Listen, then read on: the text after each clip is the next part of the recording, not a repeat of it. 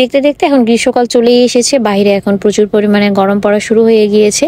আর এই গরমে সব থেকে বেশি কষ্ট কিন্তু বিড়ালদের হয়। তো আমি আমার বিড়ালদেরকে গরমের মধ্যে কিভাবে করে মেনটেন করি যাতে ওদের গরম না লাগে, ওরা যাতে সুস্থ থাকে, তো এই নিয়ে আজকে আলোচনা করব। হ্যালো এভরিওয়ান, আসসালামু আলাইকুম, সবাইকে স্বাগতম জানাচ্ছি কালটোরাজের নতুন আরেকটি ভ্লগ দেখার জন্য।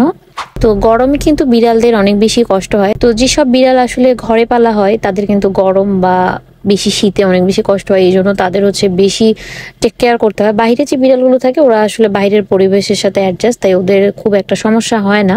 তবে যেগুলো বাসায় থাকে তাদের কিন্তু বেশি সমস্যা হয়।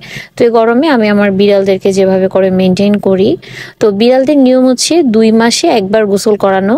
ওদের কিন্তু আবার কখনো প্রতিদিন বা প্রতি সপ্তাহে এরকম করে গোসল করানো যায় না, এতে করে ওদের ভিতরে ঠান্ডা লেগে নিউমোনিয়া হয়ে যায়। তো এই কারণে ভেটরা সাজেস্ট করে থাকে যে 2 মাসে একবার গোসল করানো। তো সেই জন্য আমি ওদেরকে গরম যখন আসে তখন একবার গোসল করিয়ে দিই। আর যদি দেখা যায় যে অনেক বেশি গরম পড়ে গিয়েছে তখন হয়তো 1 মাস পর একবার করে করিয়ে দিই, তবে নর্মালি 2 মাসে একবার করিয়ে দিই। আর আমি প্রতিদিন যেটা করি সেটা ভেজা টাওয়াল দিয়ে ওদেরকে একদিন পর পর মুছিয়ে দেওয়ার চেষ্টা করি। যদি অনেক বেশি গরম হয় সেক্ষেত্রে হয়তো প্রতিদিন মুছাই, বাট প্রতিদিন আবার মোছানোটাও ঠিক হয় না, কারণ ওদের আবার অল্পতেই ঠান্ডা লেগে যায়। আমার বিড়ালগুলো যেহেতু বিদেশি বিড়াল, ওদের কিন্তু আবার অতিরিক্ত গরমেও সমস্যা হয়, আবার অতিরিক্ত শীতেও কিন্তু তাদের সমস্যা হয়। তো এই জন্য অনেক বেশি আসলে টেক কেয়ার করতে হয় ওদেরকে। তো এই জন্য গরমের সময় একদিন পর পরই ভেজা টাওয়াল দিয়ে ভালো করে মুছিয়ে দিয়ে আবার শুকনো কাপড় দিয়ে ভালো করে মুছিয়ে দিই।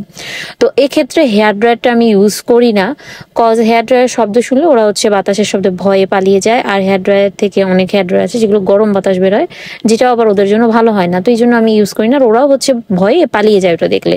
তো আমি শুকনা কাপড় দিয়ে, শুকনা গামছা দিয়ে মুছিয়ে দেই, ভেজা টাওয়াল দিয়ে মুছিয়ে নেওয়ার পরে, এতে করে কোনো সমস্যা হয় না।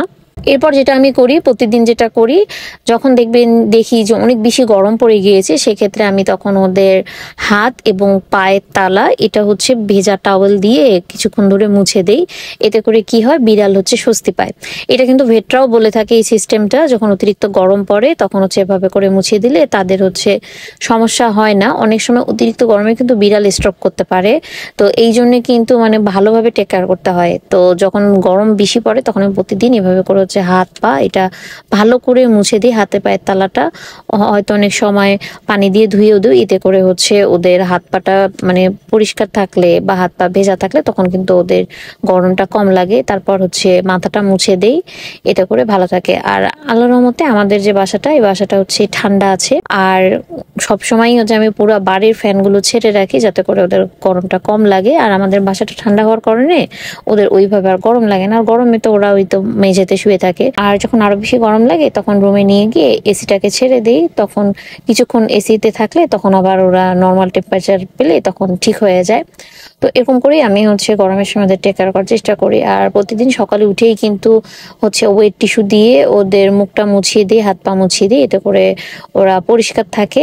তো এভাবে করেই আমি চেষ্টা করি ওদের টেক কেয়ার করার। এছাড়াও আমি আর খাবার পানি যেটা, এটা প্রতিদিনের পানিটা আমি প্রতিদিনই চেঞ্জ করে দেই, কারণ বাসি পানি খাওয়ানো ঠিক না।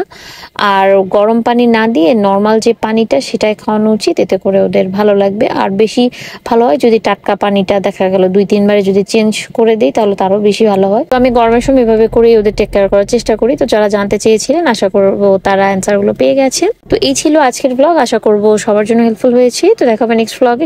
সবাই খুব ভালো থাকবেন। আল্লাহ হাফেজ।